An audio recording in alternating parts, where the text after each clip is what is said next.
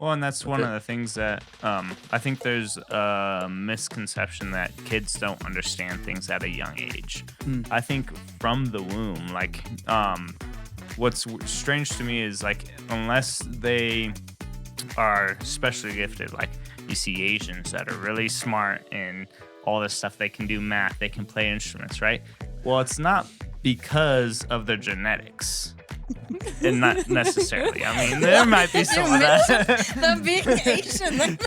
Just had to throw a race in there. I mean, I just had to put a stereotype out there, right?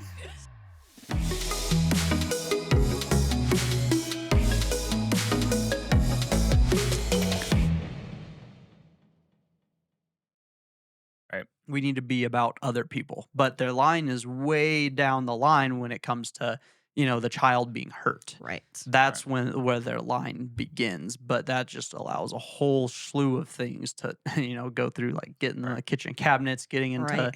the weeds, pulling up the grass, whatever it may be. That's one of the best things that I've found, that one of the biggest things that like new parents is, we got to child-proof everything. We got to put outlet covers on. We got to put doorknobs, locks, protective locks. We got to do kitchen cabinet, like everything. Everything's like you're getting ready to, I don't know, put people in jail or something. Like you're locking everything up because of stuff. But the freedom that you have of, this is your boundary. Stay within your boundary. These things are okay to play with. These things are not okay to play with.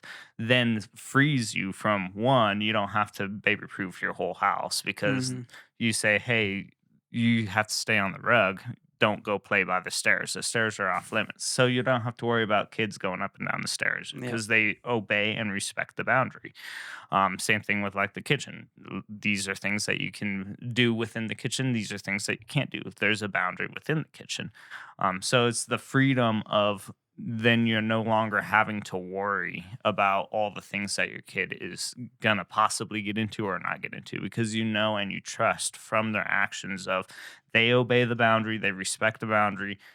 So therefore, anything within the boundary, they're allowed to do. Anything outside the boundary, they're not allowed to do. And Well, and like the boundaries really help love other people, because I see people on the internet, I'm sure you guys do too, like can't go to grandma's house because her house isn't childproofed. Had to leave Thanksgiving. Yes, we're not even going to Christmas. I saw that one, like, because my mom didn't care to childproof. You are not loving your mama. Your mom she wants didn't to see care you. to childproof. And when all you could have done was teach your child that they do not rule the house, and that idea of just your child being wise in their own eyes. No one would say a 2-year-old should be making decisions, right? No. And yet we allow them every single day. I don't want chicken nuggets for lunch. I want mac and cheese. I don't want to just stay in the living room to play. I want to go over there. toy. And children just have this automatic, we are born sinners. Like, yes, your little 2-year-old is only thinking about themselves.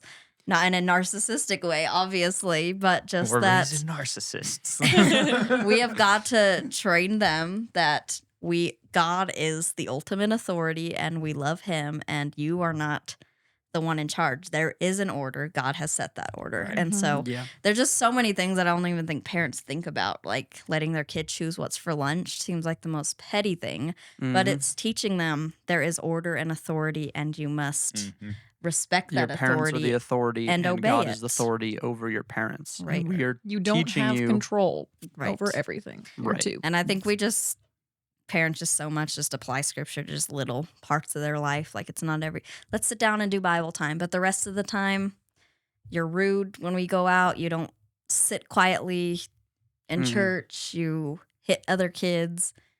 We did our Bible story today, but we really just have to apply this stuff when they're very young. And that's not to say our kids are perfect at all, because that's what I always feel like. It's just like a bragging thing. But I am really proud of the work we've done. Like I'm sure you guys get it too when you go out. People just saying things to you. Oh, you just have such your easy hands are kids. so full and like stuff like that. Or That too. our kid sleeps through the night and it's like, oh, you have an easy kid, like we talked about earlier. 3 in a row. What are the odds? That's I'm just so like, crazy. oh my goodness. Like, no, my kids You are not guys don't easy. I worked sleep at hard. all. Yeah, and I make a point to um tell them like we've worked really hard to get to Right. this point, because the normal easy thing to do is really, oh yeah, thank you so much, but it's what they're saying is, not that they're consciously No, it's trying to say you like you're not raising them or whatever it may be, but like they're just complimenting you on, how your kids are and that different thing. And it's like Mhm. And they rip it almost the away. thing behind it is like they're just such easy kids. They're just such great kids. Yeah. And it's like, Yes. no, my because they kids are. suck. They're horrible people like everyone else in the world. Yep. But the training that we Oh poured my into them. Yeah, clip that one. That one's No, My on kids- it. kids don't suck, but you know what I'm saying? They're sinful human beings. Right. They're not precious little things that need to be, protected from everything and hide them away and stuff.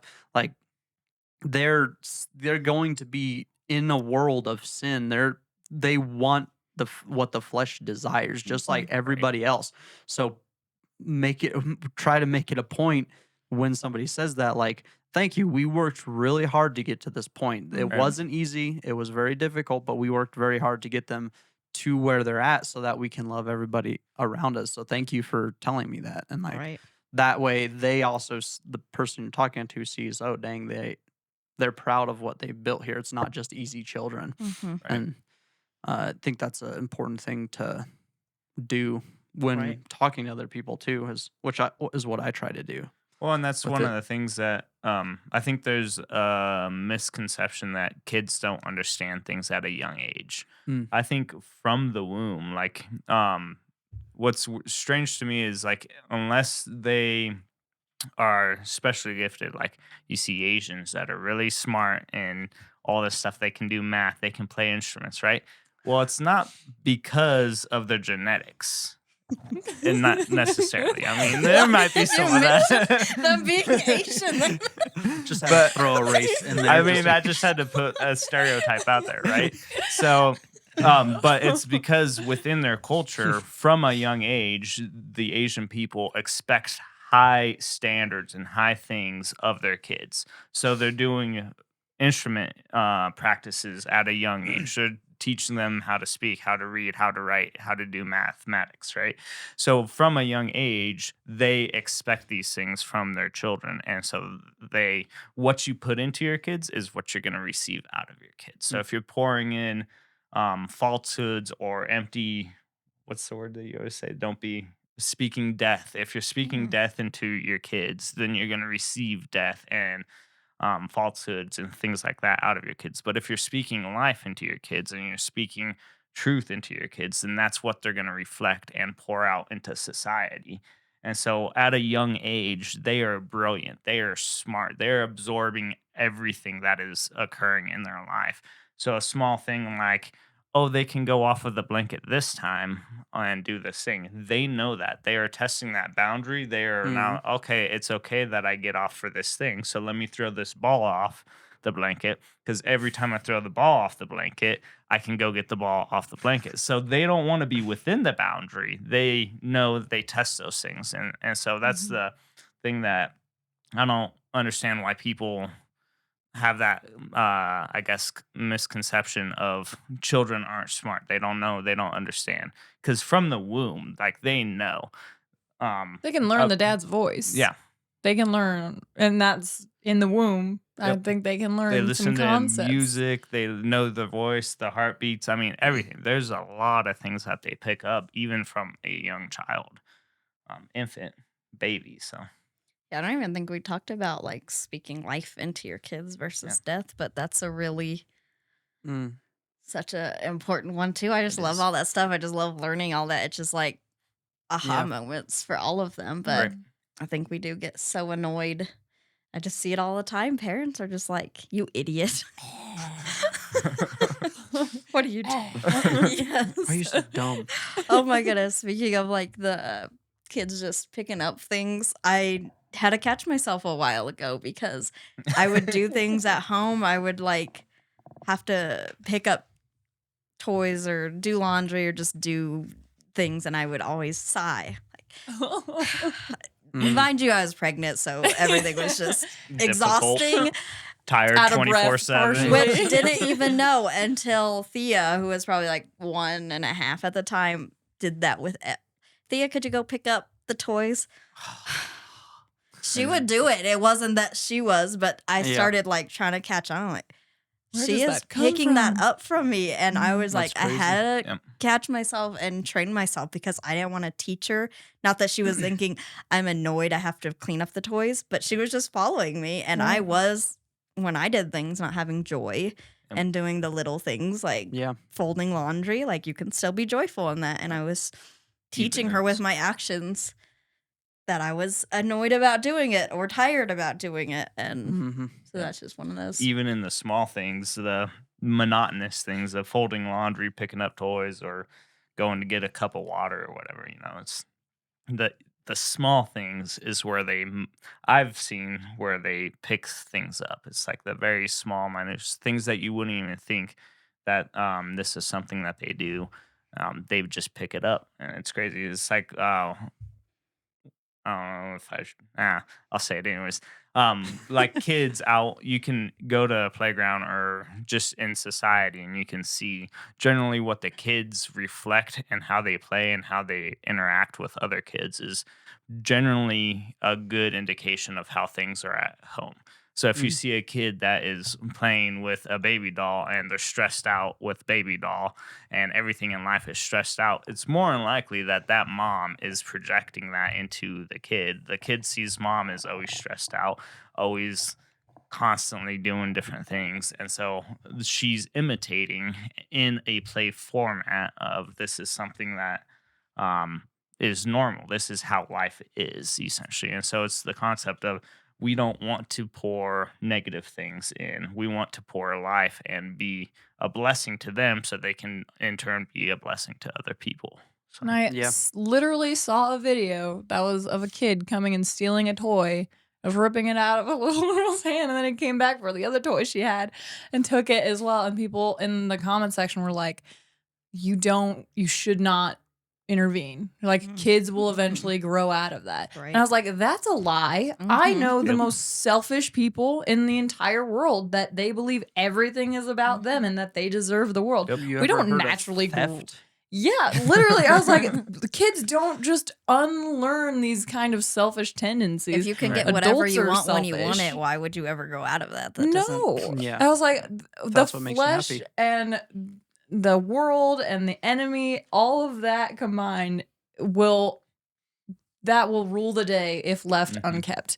We have to constantly, every single day, as adults, battle against our own Mhm. flesh and our own desires. What makes you think a kid is just gonna naturally come out of Right. that? You have to teach them. You have to pour life into them rather than death, because that is the default. Right. Yep.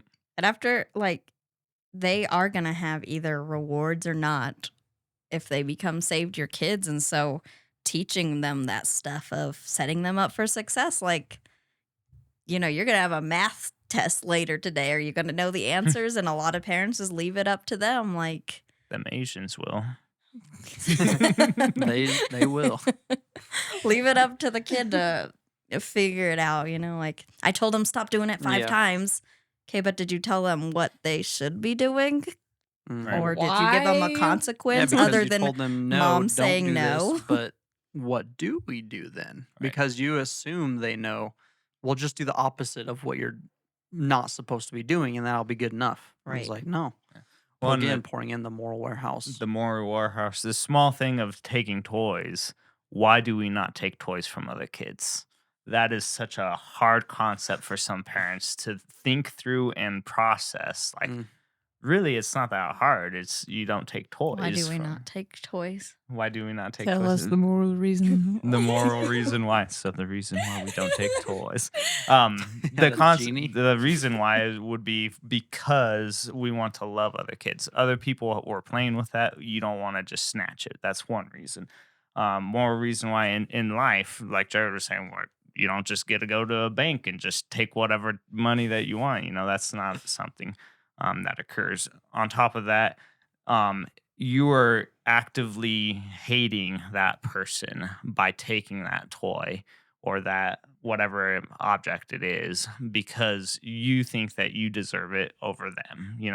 There's reasons way bigger than that, but there's a lot of concepts I of think we stuff should like that. talk about like But- teaching them that the moral reason why and like instilling that in obedience, because I think that's like a hard one. So, I mean, you guys can talk on it, but when they're younger, you're expecting obedience. And we talk about the heart of why we're doing things. That's ultimately what you're getting to, so that when they are at that age, they're not just doing things because they have to or because someone said to, but they're actively wanting and having a heart to love people. But when they're not at that age yet. When they're under, I don't even know, it's probably a different age for different kids, but you do expect obedience, just because if you tell your little one to pick up their toys and they throw a fit about it, you don't just say, well, they didn't have a heart about it, so we're just gonna That's not make them pick up their toys until they have a good heart. You then teach them you need to have a good heart. It's how you have a good heart. You still need to pick up your toys. right. There's still obedience at that age. So Well, and it's like right now, Thea is starting to rebel and starting to be a contrarian, kind of like myself. What? Where'd she get that from? Where she gets it from? So one of the things is like picking up toys. If she's not done playing, no, I'm not going to pick up the toys. No, you need to pick up the toys. Throws a fit, does everything. The consequence in that is not necessarily the consequence, but the reaction to that would be I'm sorry, you don't get a choice. You have to obey. I am your father figure. Father and father figure. I am your father. I am your father. But you need to obey me because of my authority, and so you have to do it. And so she'll still rebel. So it's no longer a hey, you really need to just go pick up the toys and be nice and coax them into the gentle parenting of trying to get them to do what you want through talking to them. It's like, no, you take action. I go over there. I force her to pick up the toys, and then afterwards we talk about it. Look, you're not loving me or anyone else by leaving toys out. You're not obeying me when I ask you to do these things. So it's like the action is you don't just stand by idly and let your kid do whatever they want. Is you take action, and then after you take action, you talk about this is why we do these things. You don't just force them to do something and then leave it at that, because then they will never learn or understand. So do you guys go ahead. Oh, I was just gonna make a point on obedience, because it almost sounds like a naughty word of you have to be obedient, like like obey. And I was talking to Georgia and doing moral reason why, and I can't. And it's that thing where if you have to think through it, you your wheels get turning. But I was telling her, I was like, you're gonna be obedient to something. right. It doesn't. It's not just you're either obedient to God or you're not. You're gonna be obedient to God or sin, and so you have to make that decision. One leads to life, one leads to death. And so obedience isn't the issue, because we will obey one or the other. Right. Yeah. That's a really good point. I was taking Thea, I think we went to Hobby Lobby. We were walking out to the car. The rule is you hold mom's hand, because don't want you to get hit by a car. Don't want somebody to, not see you. It's just safe to hold my hand. So she refused, would not give me her hand. So I was like trying to talk her through and like give her the moral reason why. I was like, we're not leaving the store until you hold my hand. And a lady was walking by at that moment while I was doing all this. And she turns around and is like, oh, is mommy being mean to you?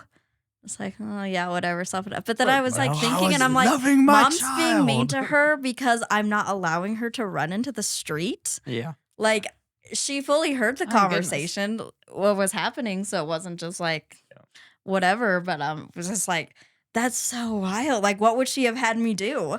Okay, let's go. If you want to come, you can. I'll come pick you up at 8 when they close, whatever. You're darned if you do and darned if you don't. Just Right? phone and text me when you're done. And I'm not, there's just so many things with that, but yeah. just the obedient thing. It has to be expected. Like a 2-year-old, our 2-year-olds, our 1-year-olds, our 10-year-olds cannot run the world. They Yep. just No. do not. No, we can't allow them to be wise in their own eyes and that. But I was gonna ask, do you guys have a hard time with consequences? Like what consequence to give in the moment, or like No, we found that what's it called? timeout? Timeout kind of works for her, but then she just like goes ah, ah. We cannot keep it together with She that. doesn't. Yeah, I have sometimes. I'm like, I gotta So we'll leave. stick her in the corner, but But more recently we've started implementing a little bit of butt spanking with a little spoon that we have, just because that gets across to her more. I feel bad every time I do it, but I'm wooden like, this spoon. gets to you more than Right. like timeout time. So we don't do it super hard, but it's or very often. It's not for No. everything. It's for very It's- strong disobedience. yeah. If she's like vehemently disobedient, like you can tell when your child is like having a hard. Like Georgia is very extroverted, but she's also like I don't know what you would call it, but she gets overloaded, like her Like sensory gets overstimulated. overstimulated a lot. Mhm. So if she's around a situation and she's not listening, and she's like needs to calm down. So sometimes we'll have to take her away and like just have her calm down a little bit, and like, Right. okay, we're just gonna sit in this quiet room for a second so you can calm down. There's a lot going on. I know it's hard to listen to mommy and daddy when there's that much going on. So that's not like her just disobeying because of she Right. wants She's to not being disobey. rebellious. Right. She's not Mhm. rebelling against us. But when it is like, you can tell when your child is very disobedient. Like, I Right. asked you to do this. You've been in timeout 2 times at this point. Like, you get that little bit of period in there where you're like, okay, first timeout. Okay, learn your lesson. Yes. Okay, stay Right. on the blanket or whatever it is. Just use blanket time. Stay on the blanket right now. This is your boundary. Yes, daddy. Yes. Okay. Walk away. Turn around. 5 seconds later, she's standing off the blanket looking at you.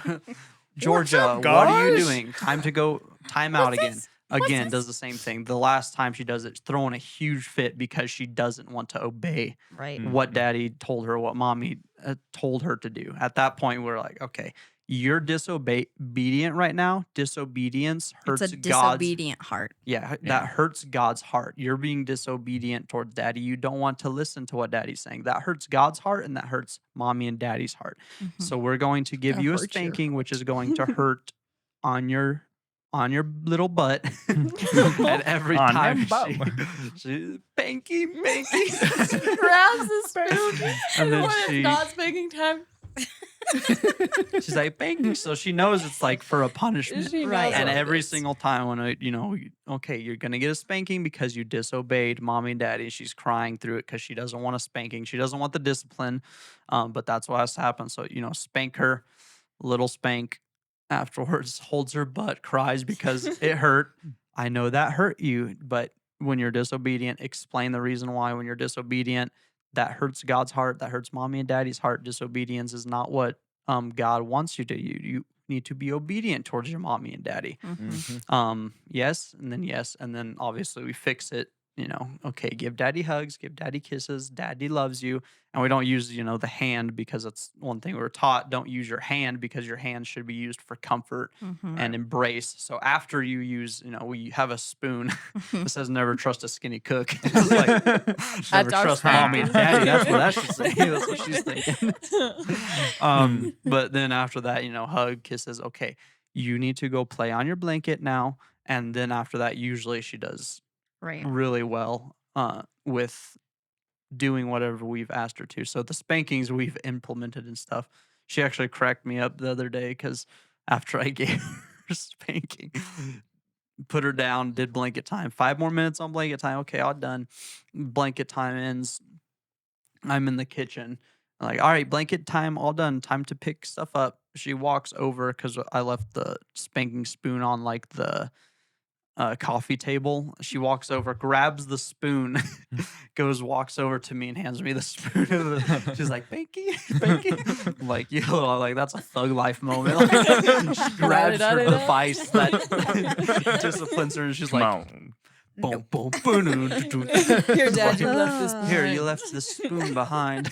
Like, what the heck? And that's what you have to like really learn about your kids is it rebellious behavior, like they're having a rebellious heart, they know the expectation Mhm. and they're still refusing to do it, or is it like a testing their boundaries kind of thing, which isn't the same as a rebellious heart, or was it a moment of like, oh, the ball went off, I want to go chase it, which isn't a rebellious thing, but it's still disobedience. So just like not every off the boundary, not everything requires a spanking, but also Right.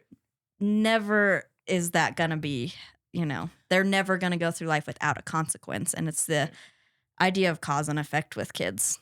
Good or bad, they have to learn that Right. what you do affects something. And so really instilling that in them, whether it's good or bad. So Yeah, I let her. We were having just James and Cassie were over, and James, Cassie, and her mom were over, just hanging out, just talking, just visiting. And Georgia had just got up, and I didn't give her like a boundary or anything yet, but I just like had let her down. But she knows she's not supposed to like climb on stuff, like when she's on the couch and stuff. Like, don't climb on the couch, you could fall off. Don't climb on whatever, you could fall off.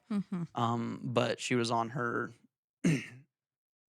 what's it called, like her little slide table thing, and then her, what's it called, pack and play was like, it was like right up against it, just because we had to move stuff to put the fireplace down there, and she had climbed up there while we were talking, and I looked over and I see her on there, and I'm like, I'm just gonna wait to see what happens with it. Natural Just because it's like consequence. She natural knows. consequence, Right, the that will cause and happen. Those are the effect. best. She'll learn, maybe us telling her don't climb on stuff all the time is it doesn't get through to her. She hasn't Right. So I'm fallen like, I look many over, I'm times like, I'm in just her gonna see what life. happens. Yeah, she hasn't taken many falls. Just that Mine one that is- made her kind of messed up in the head, but That one big That one, though. one, The one time. big one. The big fall. the big fall. But turns out like 10 seconds later, we hear the and Georgia had like toppled over the top of it and fell inside of the Pack and play? pack and play, and she was just like laying there like that, like, what the heck just happened? And everybody like stopped and like, oh my gosh. I'm like, it's fine. I saw her. I wanted to see what she would do, because it wasn't a big fall wherever she would have fallen. I knew she would have been fine.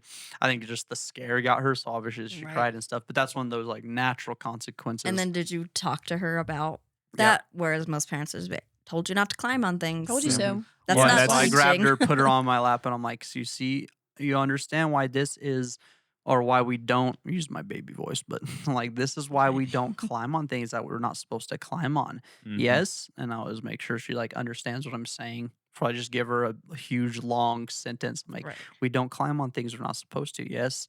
Yes. And like with her cry, like tears in her eyes. I'm like, you're totally fine. So you're not really hurt at all. I'm like, but when mommy and daddy ask you not to climb on stuff, this is why, because you could end up falling off and hurting yourself. Right. If mommy and daddy aren't there, I didn't explain the if mommy and daddy aren't there part, but I could have gone into that. If like we aren't there to help you, and then, she could have fallen somewhere even bigger, the top of the stairs, or, wherever she is, and then we won't be there to help her if she does need help. If she's hurt, if she broke something, we won't be there to help her. So Right. Well, and that's such a small thing of her just testing the boundary, but ultimately it was testing the boundary within a quote unquote uh, safe environment. You knew exactly where she was at. You knew like she's not going to get injured by this, but allowing her to test that boundary, and then the natural consequence of this is what naturally occurs. Most people would not go into the moral reason why, or building and speaking life into her after that occurs. And that's where the detriment is, because then in the future, it's like, well, mommy and daddy just says don't, right? They just said, no, we're not allowed to climb on things. So, but why? And so when they have friends over and the rule is mom and dad say, no, we're not allowed to climb things, then the kids is like, well, why can't we climb on things? It's like, because my parents says, okay, well, why did they say that? They just said not to. They So just they said have no? no reasoning besides my parents says. And so then it's easier to be persuaded, oh, well, you're not going to get injured. Look, we can climb on this thing and then hop down. Look, we're able Mhm. to climb down, not get injured. We're good to go. And then they can defy and disobey Yeah. behind the back at that point, Parents don't essentially. know what they're talking about. Look, Right. it's perfectly safe. And so the moral reason, the moral warehouse is so in instances in the future when they're older, they can pull out of that warehouse. This is why we don't do these things, because this potentially can happen. This could potentially happen. We might get injured. I mean, all these different reasons within the same warehouse of this situation of climbing on something can occur. And so when friends come on, it's like, no, we don't climb on. No, we don't climb on things because we want to love other people. We don't want to destroy the furniture. We don't want to get injured. There's a slew of reasons why Yeah. not to climb When on you're at things. church or grandma's house, you Yeah. don't have to worry about them. Yep. Because they have that in their moral warehouse to pool and be like, there's But- a reason we don't climb on things. It's not just we don't climb on the couch at the house because mom's going to yell at me. Right. Yeah. Well, and it's like society is like, oh, they're not harming anything. They're just playing. They're being kids. They're having fun. You know, when I was a kid, I would run around the house. I would jump from couch to couch. I was the Teenage Mutant Ninja Turtles, right? Oh, yeah. Just parkour all over the place. Parkour. Right? But ultimately, that's not loving if you're jumping on the couch or whatever and you rip a hole in it or break the springs or whatever occurs, right? It's not loving to the people that are that house, the grandparents, parents, whoever is they're at. And so that's the idea of building into them. So that way, when they need to, they can pull out of that truth and love and good things, not just death. And let's be destructive because being destructive is awesome. And allowing them to critically think Yeah. and breaking up legalism. Yep. And like two huge things that come with moral reason why. You get the heart of your child. They understand that what, the reason why behind, I don't want to say rule, but that it's not exactly what I mean. But the reason why, and so they can apply it to different situations. Right. So that they can break up the legalism. And I found, coming from a highly legalistic mindset, that if I am unable to give a good moral reason why, I have to check myself and be like, maybe that's legalism Yep. or yeah. rooted in legalism. And so moral reason why It's a good test. is Well, that's what I was saying fabulous for this. earlier is like I was raised. I wasn't really raised with I guess a good strong moral reason why we don't do a lot of things. Like basically it was a lot of legalism. And so for me, the mindset change of legalism and all these different rules and stuff like that, this is why we don't do these things. The moral reason why we don't do things is such a hard thing, because for me it's the natural instinct of, well, we don't scream because I don't want you to scream. Like what's so hard about that? Yeah. Just 'Cause stop you're screaming. annoying when you scream. And so it's to me that was everything in when it's like, oh, we don't scream upstairs. Why? Because the parents are upstairs. Okay, well, you can go downstairs and you can scream. And I'm like, okay, that doesn't make any sense, but whatever. So we did it. But now looking back, it's like, well, the reason why we don't scream is because they're trying to have conversations. You're playing, you're screaming, you're being loud or rambunctious, and people can't conversate, can't talk with one another while doing that. So just it's a freeing thing to one, think about it, but then also train your child in how to critically think with the moral warehouses. Mm-hmm. So And all of that is just to get your kids to a place eventually that they have the correct heart to do everything that they Yep. do. It's no longer about obedience. Like, I know legalistic parents are so proud their kids sit in church quietly. thump on the back of the head because you're But- being too loud. Like scripture says, like things being done for the wrong reason, they're just gonna burn up. That Right. doesn't And it that doesn't shows matter. in those kids, because the second the Yes. parents leave, they are no Mhm. longer. And so having the correct heart, it's like that kid, you can go sit down. They have the good heart that Mm-hmm.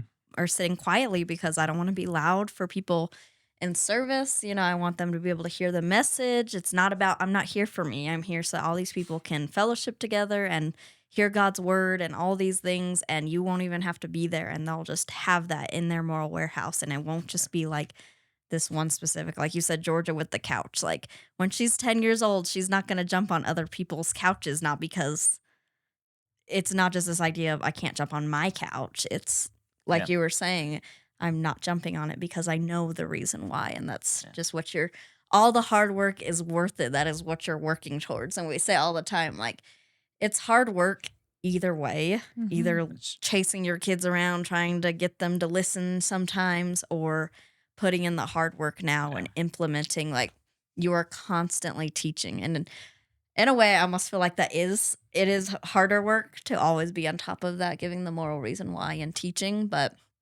it's so worth it, and it's for such a good cause, and you have scripture to encourage you in those moments that you just feel like And they have not fellow, listened this entire day Mhm. after all this work we've done.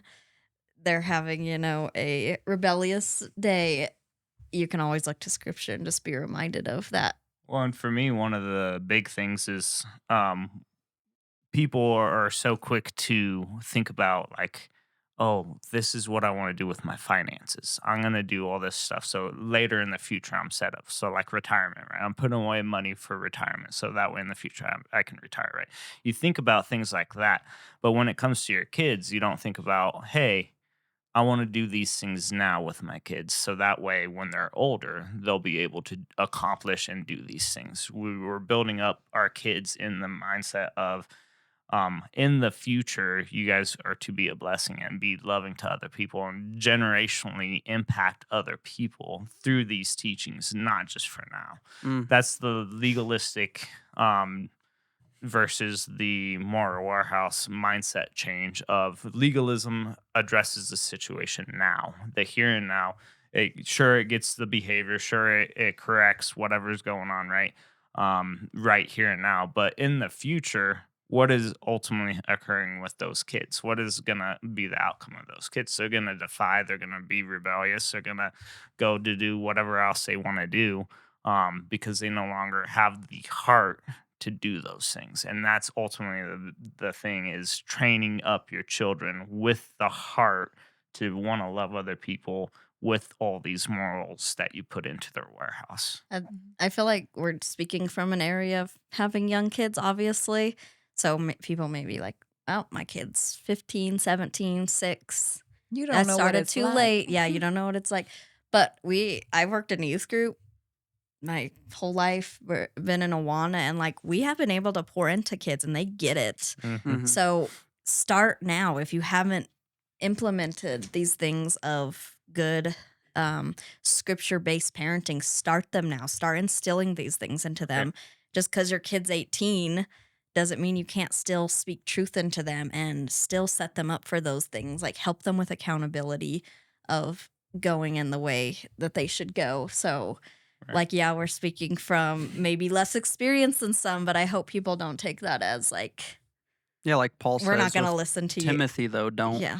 Don't be discouraged. discouraged because of your age. Yeah. The Right. biblical principles that we're talking about can be applied to At any age. a 5-year-old can get it, right? They Yes. can get biblical principles that are poured into them consistently. So it's the principles that we're coming across. And Mhm.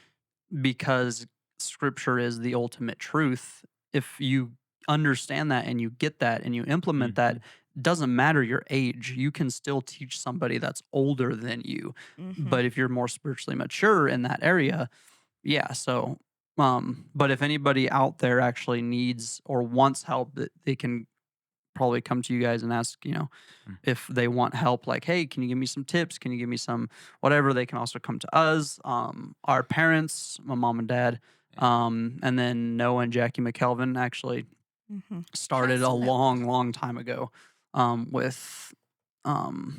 Generational Impact Ministries. So those are some good resources. Yeah, and then growing kids God's way is Mhm. another good one that we always like. Yeah. But that one I caution, because it is very easy to lead towards legalism with growing kids I God's think way. anything is easy But to lead towards legalism. yeah, Even the scheduling book we use for the newborns, Baby Wise, Mm-hmm. is very easy to turn legalistic. But right, as long as you're just on top of it being God's word all the time, Completely and examine right. yourself all the time yes, again to make sure that you Well, know the reason why behind what you're doing and the is goal isn't for behavior or action. The goal is for training their heart in the way that they should go, not just having the action of the child. Because if you have the heart, ultimately you will have the action. Because if their heart's in a good place, their actions are going to be in a good place. right. It's like but bring it back to Proverbs 22:6. Train your child up in the way you should go, and when he is old, he will not depart from it. Right. That's the idea of when they're a child, you train them up, and then when they're an adult, they'll still be trained up in the way that you taught them hmm because their heart is in it, Right. not just their behavior. yeah. And I don't know, the Deuteronomy 6:1 just gives you another. I don't know if you want to read it, Yeah, I can pull it up here. but it talks about just like when you're lying down, when you're walking, basically just this idea of you're always constantly teaching. And so we talked about a few practical tips like sitting at the dinner table, but it is always teaching. It's not just when you're at church you start the teaching. It's not just when you're at the store Right. you do the teaching. It's from the time you wake up to the time you lie down. If you start doing the teaching when the behavior is occurring, it's too late. You should be doing the teaching prior to that situation. That way they know how to behave in those situations. And so that's the going back to that analogy of the special forces is they're training in non-conflict time. That way when there is a situation that they arise um, to, that they're able to understand and know how to behave or not behave. So Yeah. Deuteronomy 6:6-7, I guess. Yeah. These words which I command you today shall be in your heart. You shall teach them diligently to your children, and shall talk of them when you sit in your house, when you walk by the way, when you lie down, and when you rise up. So mhm. yeah, teaching them all the time, diligently teaching them, and then he Yeah, goes that word on. is really Yeah, diligently. It's yeah. when And you're that's like the idea of like being holding your mind captive. Like you have to understand what you're teaching them and you have to consistently pour into them Mhm. all the time. Right. And that is definitely where Everything grace you comes do. in. That is just so amazing that you're going to have hard days and you're not going to do it perfectly, but it's not about perfection. It's about having the correct heart and motive.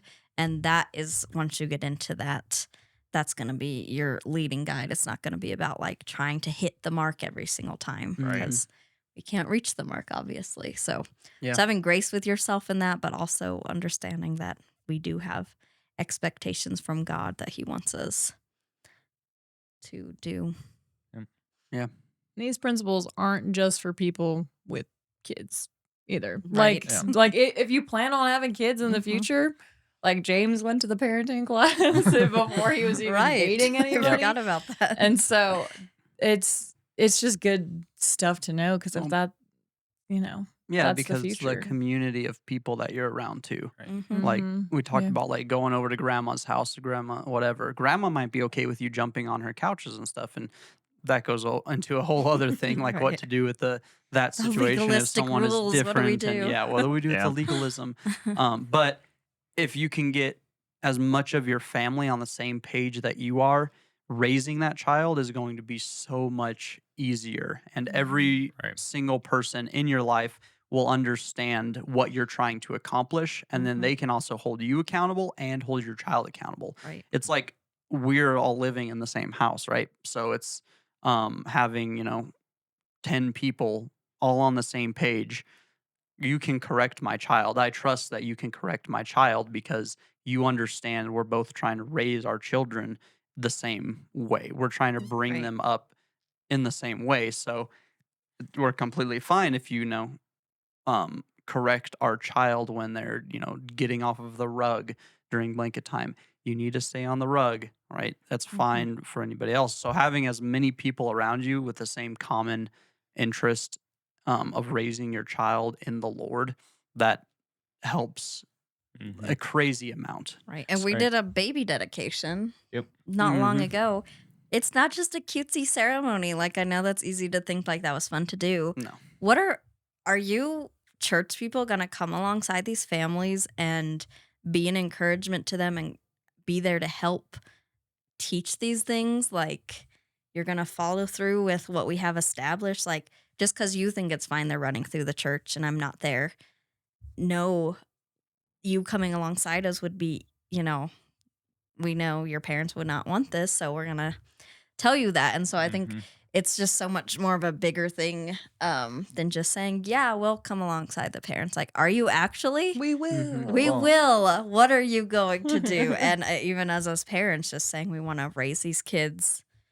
This is what we're talking about when we're agreeing to that. On Yeah. how much better, how I don't know how to word this. Should have thought about this before I started talking, but Can't stop now. I know, right? The difficulty of children's ministry in churches, and you could just go all the way out into like society, like schools and daycares and stuff like that. The reason why childcare is so hard is because all of the different standards and all of the different ideologies and all the different expectations each child has. So Yeah. coming to the church, how great would it be that we have all these families and all these people centered around a biblical model of this is how we are to raise our kids. These are how we should be pouring into our kids and raising our children. Like youth group, Awana's children's ministry, children's church, nursery, even. How awesome would it be that all these kids have these same values, these same biblical values built into them, and the workers then are everyone's on the same page. Literally, all the workers know these are the standards, these are the expectations for all of the children from all of the different families. It's not just this we have to do this for this kid, we have to do this for this kid, we have to do that. Like the difficulty of doing that. It boggles my mind that why wouldn't you want to come around side on biblical truth and raise your children in the same likeness? Well, I think it's just so easy to go into survival mode with parents. Like, even we who have done multiple parenting classes, who have been raised in that, go into like survival of like, this has been a hard day. I just need no more screaming. I don't care about giving the reason why. And I just Right. think Yeah. it's not surprising that people, that's our go-to, and just society as it is just like parenting is survival mode. Kids ministry, anything with kids ministry is just survival mode. Right. But I'm really excited just moving forward with like some of our kids ministries. Just we're going to implement a lot of this stuff because Good. we want to thrive Mhm. with our kids. We want to come alongside families to help teach this, and for us, again, like thrive, not just survive. It's not that. And so I was Yeah. going to say that same thing. We don't want to just be surviving. We want to be thriving Yeah. as not only just a couple and a family, but as a church body. And it's just Christians in society. We want to thrive to share the good news. yeah, we of say Christ. we're a family here, so let's be a family. Let's Right. Yeah. come alongside each other and help Yeah. raise these kiddos. Like, they are our next generation, and we want them to love our God so much. So let's let them see that from the oldest person here to, everywhere in between. So All damn whippersnappers. Them whippersnappers. Cool. Well, wanted to get into parenting with ministry and how those can coincide with each other, but I think we'll have to save that for another episode. We're getting a little long in this one already, but Long-winded. I'll let y'all go. But thanks for joining with us and talking with us. Anytime. Hopefully people get something out of this and are able to think about their parenting style and see if it's scripturally based or if it's worldly based or if it's selfishly based, and whatever it feel is. Or encouraged fear-based. Yeah, that and Yeah. hopefully they're encouraged that there is something that can God has, set these things up for us that we can do, and we got a good community of people here that can help Yep. them Come thrive. alongside So and support them. But anyways, thank you all so much for watching. Be sure to like, subscribe, comment, whatever else you want to do. Yeah, have a good day. And If we said anything wrong, take it up with the big man. is that my dad or God? I don't know. Who's the big man now? Well, your dad's on a diet, so he's not really not the big man man anymore. Yeah. So. All right. Thanks, y'all, for watching.